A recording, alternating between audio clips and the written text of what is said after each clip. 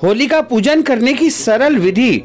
घर परिवार के लोग, गृहस्थ लोग किस प्रकार करें होलिका का पूजन एवं दहन। मित्रों, सादर जय श्री कृष्ण। हमारे YouTube चैनल में आप सभी का बहुत बहुत स्वागत है। मैं हूं आपके साथ आचार्य धर्मेंद्र शास्त्री। आज हम आपको बताने जा रहे हैं कि होलिका दहन का शुभ मुहूर्त क्या रहेगा और होलिका दहन के पहले होलिका का पूजन किस प्रकार से करना चाहिए जिससे उत्तम फल की प्राप्ति हो। फाल्गुन मास के शुक्ल पक्ष की पूर्णिमा तिथि को होलिका दहन का कर्म संपन्न किया जाता है। यह परंपरा आदि अनादि काल से चली आ रही है। धर्म ग्रंथों में लिखा हुआ है कि भद्रायाम द्वैन कर्तव्यम श्रावणी फाल्गुनी तथा, अर्थात भद्रा काल में दो कार्य बिल्कुल नहीं करना चाहिए। एक तो पहला कार्य है श्रावणी अर्थात रक्षाबंधन और दूसरा कर्म है फाल्गुनी अर्थात होलिका दहन। दोनों कर्म भद्रा काल में नहीं किए जाते हैं। साथ ही होलिका दहन में यह भी ध्यान रखना पड़ेगा कि चतुर्दशी तिथि में होलिका दहन नहीं होता है, दिन में होलिका दहन नहीं होता है। इसके अलावा जो है प्रतिपदा तिथि में भी होलिका दहन नहीं होता है। होलिका दहन पूर्णिमा तिथि में होता है और रात्रि काल में ही होता है, अर्थात जब सूर्यास्त हो जाए उसके बाद ही होलिका दहन होता है।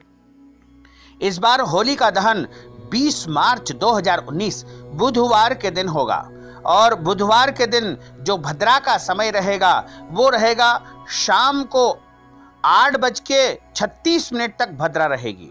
यानी सुबह से प्रारंभ होकर के रात को 8:36 तक भद्रा रहेगी। भद्रा काल में होलिका का पूजन या होलिका दहन बिल्कुल नहीं करना चाहिए। इसलिए होलिका का पूजन और दहन का जो समय रहेगा वो रात्रि 8:36 से लेकर के मध्य रात्रि 12 बजे तक सबसे श्रेष्ठ समय रहेगा। इस दौरान आप होलिका का पूजन करें और होलिका दहन करें, तभी आपके लिए जो है उत्तम फल देने वाली होलिका सिद्ध होगी। होलिका पूजा की सामग्री इस प्रकार रहेगी। गोबर से बनी होलिका और प्रहलाद की प्रतिमाएं, माला, एक पुष्प माला आपको लेनी चाहिए, रोली लेना चाहिए, चावल लेना चाहिए और हल्दी, पुष्प, कच्चा सूत, साबुत हल्दी, मूंग, बतासे, गुलाल या फिर इसके अलावा जो भी रंग बिरंगे गुलाल है वो भी आप पूजा में रखें।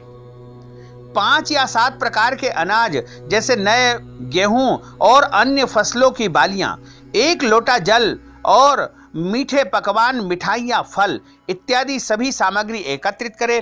पंचामृत भी आप रख सकते हैं। इसके अलावा होलिका के लिए वस्त्र भी आप रख सकते हैं और समस्त पूजन सामग्री के साथ गंगा जल रखें, धूप बत्ती, अगरबत्ती, एक नारियल और इसके अलावा पान, सुपारी और मिठाइयाँ, फल इत्यादि जो भी पूजन में उपयोग आती है समस्त वस्तुएं आप एकत्रित कर लें। और होलिका दहन के लिए जो स्थान तैयार किया जाता है, जहां पर सार्वजनिक रूप से होलिका दहन किया जाता है, वहां जाकर के पूजन करना चाहिए। होलिका का पूजन इस प्रकार किया जाएगा। सबसे पहले तो आप होलिका पूजन के लिए अपना मुंह पूर्व या उत्तर की ओर पूजन करने के लिए बैठ करके पूजन करना चाहिए। होलिका का तरफ अपना जो है मुंह रहे और आपके मुंह की दिशा पूर्व या उत्तर होना चाहिए। उसके बाद अपने ऊपर या आसपास वस्तुओं के ऊपर भी जल छिड़कना चाहिए, यानी पवित्रीकरण करना चाहिए। गोबर से होलिका और प्रहलाद की जो प्रतिमा बनाई गई है उनको स्थापित करना चाहिए और सबसे पहले आपको जल चढ़ाना चाहिए। गंगा जल आदि जो वस्तुओं से मिलाया गया जल है उसको आप सबसे पहले होलिका के ऊपर समर्पित करें। उसके बाद आपको कच्चा सूत या कलावा जो है होलिका के ऊपर चढ़ाना चाहिए। उसके बाद आपको चंदन, पुष्प और चावल, साबुत हल्दी, बतासे और ये सारी सामग्रियां अर्पित करनी चाहिए। वहां पर भगवान नरसिंह का पूजन भी किया जाता है।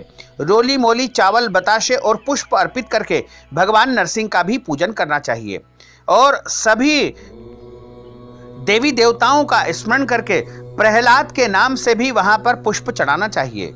इसके बाद भगवान नरसिंह और प्रहलाद का स्मरण करते हुए वहां पर अनाज चढ़ाना चाहिए और अब हाथ जोड़ करके हाथ में अक्षत, पुष्प, हल्दी लेकर के प्रार्थना करें। कच्चा सूत चारों तरफ लपेटते हुए होलिका की परिक्रमा की जाती है और आखिरी में गुलाल डाल करके लोटे से एक बार और जल चढ़ाना चाहिए। इसके बाद आपको प्रार्थना करके वहां पर थोड़ा सा कंडे की अग्नि जला करके उसके ऊपर गुड़ और घी की धूप जलाई जाती है। इसके बाद वहां पर चावल का भोग विशेष रूप से लगाया जाता है, या अन्य वस्तुएं जैसे पकवान आप घर से बना करके ले आए हैं उनका भी आपको भोग लगाना चाहिए। और भोग लगाने के बाद होलिका की आरती करना चाहिए, नारियल वहां पर चढ़ाना चाहिए। नारियल होलिका में फोड़ा नहीं जाता है, पूरा का पूरा यानी साबुत नारियल आपको होलिका के वहां पर चढ़ा देना चाहिए। और उसके बाद प्रार्थना करनी चाहिए कि हमारे घर में सुख शांति और समृद्धि रहे। पूजन पाठ संपन्न करने के बाद शुभ मुहूर्त में होलिका दहन किया जाता है। दशहरे की तरह होली भी बुराई पर अच्छाई की जीत का महापर्व है। होली को लेकर के सनातन धर्म में कई प्रकार की कथाएं प्रचलित है और सभी में बुराई को खत्म करने के बाद जश्न मनाने के बारे में बताया गया है। होली से पहले होलिका दहन के दिन पवित्र अग्नि जलाई जाती है, जिसमें सभी तरह की बुराई, अहंकार और नकारात्मकता को जलाया जाता है।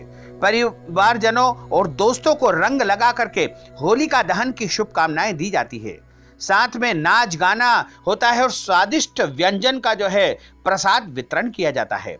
होली से जुड़ी एक दो नहीं बल्कि अनेकों कथाएं प्रचलित है, जिससे आज भी कई लोग अनजान हैं, क्योंकि भारत में सबसे प्रसिद्ध भगवान कृष्ण और राधा की होली है, जो हर साल वृंदावन और बरसाने में बड़ी धूमधाम से मनाई जाती है।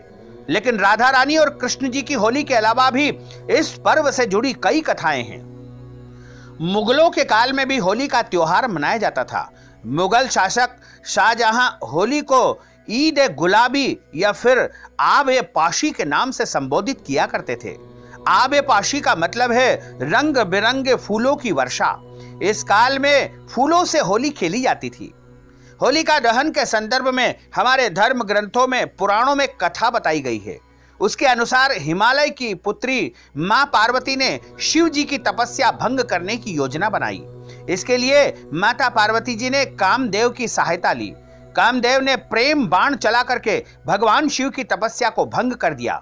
लेकिन इस बात से शिव जी बहुत क्रोधित हुए और उन्होंने अपने तीसरे नेत्र को खोल दिया। उनकी इस क्रोध की ज्वाला में कामदेव का शरीर जल करके भस्म हो गया। लेकिन प्रेम बाण ने अपना असर दिखाया और शिव जी को मां पार्वती को देखते ही उनसे प्यार हुआ और उन्हें अपनी पत्नी के रूप में स्वीकार कर लिया। होली की आग को प्रेम का प्रतीक मान करके यह पर्व तभी से मनाया जाने लगा। एक मुख्य कथा के अनुसार हिरण्यकश्यप अपने विष्णु भक्त बेटे प्रहलाद की हत्या करना चाहता था। इसके लिए वो अपनी बहन होलिका की भी सहायता ले रहा था। दरअसल अत्याचारी हिरण्यकश्यप ने तपस्या करके भगवान ब्रह्मा से अमर होने का वरदान प्राप्त कर लिया था। वरदान में उसने मांगा था कि कोई जीव जंतु, देवी देवता, राक्षस या मनुष्य रात दिन, पृथ्वी आकाश, घर या बाहर उसको कोई भी नहीं मार सके। इस वरदान से घमंड में आकर वह चाहता था कि हर कोई उसे ही पूजे, उसकी ही पूजा करे। लेकिन उसका बेटा भगवान विष्णु का परम भक्त था। उसने प्रहलाद को आदेश दिया कि वह किसी और की स्तुति ना करे, लेकिन प्रहलाद नहीं माना। प्रहलाद के न मानने पर हिरण्यकश्यप ने उसे जान से मारने का प्रण ले लिया। प्रहलाद को मारने के लिए उसने अनेक उपाय किए, लेकिन वह हमेशा ही बचता रहा।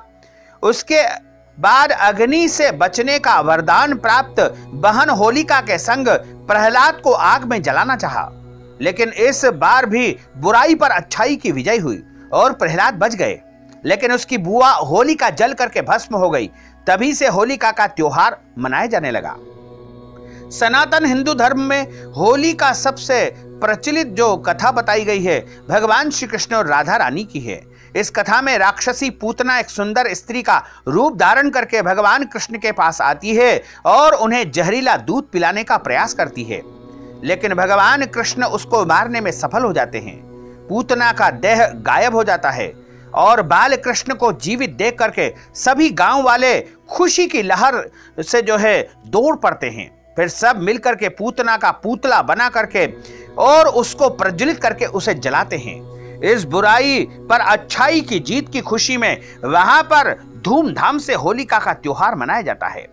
होलिका एक ऐसा त्योहार है जिसको सभी वर्ग के लोग, सभी धर्मों के लोग और सभी मान्यताओं के लोग, सभी विचारों के लोग एक दूसरे से गले मिलकर के रंग लगा करके त्योहारों को मनाते हैं, क्योंकि यह त्योहार एकता का त्योहार है, प्रेम का त्योहार है, सौहार्द का त्योहार है, अपनेपन का त्योहार है और एक ऐसा त्योहार है जिसे सब मिलकर के पड़ोसी के साथ में, घर वालों के साथ में, परिवार वालों के साथ में, सभी के साथ में मिलकर के धूमधाम से त्योहार को मनाया जाता है। तो मित्रों, आपको और आपके पूरे परिवार को, सभी को होलिका की बहुत बहुत शुभकामनाएं और बधाइयां। आप लगातार उन्नति करें, प्रगति करें, यही मंगल कामना आप सभी के लिए है। हमारा आपसे विनम्र अनुरोध है कि इस वीडियो को आप अधिक से अधिक लोगों को शेयर करिएगा, लाइक करिएगा, कमेंट करिएगा और यदि अभी तक आपने सब्सक्राइब नहीं किया है तो अभी और इसी समय सब्सक्राइब अवश्य कर लीजिए। आपको और आपके पूरे परिवार को सादर जय श्री कृष्ण, सादर धन्यवाद।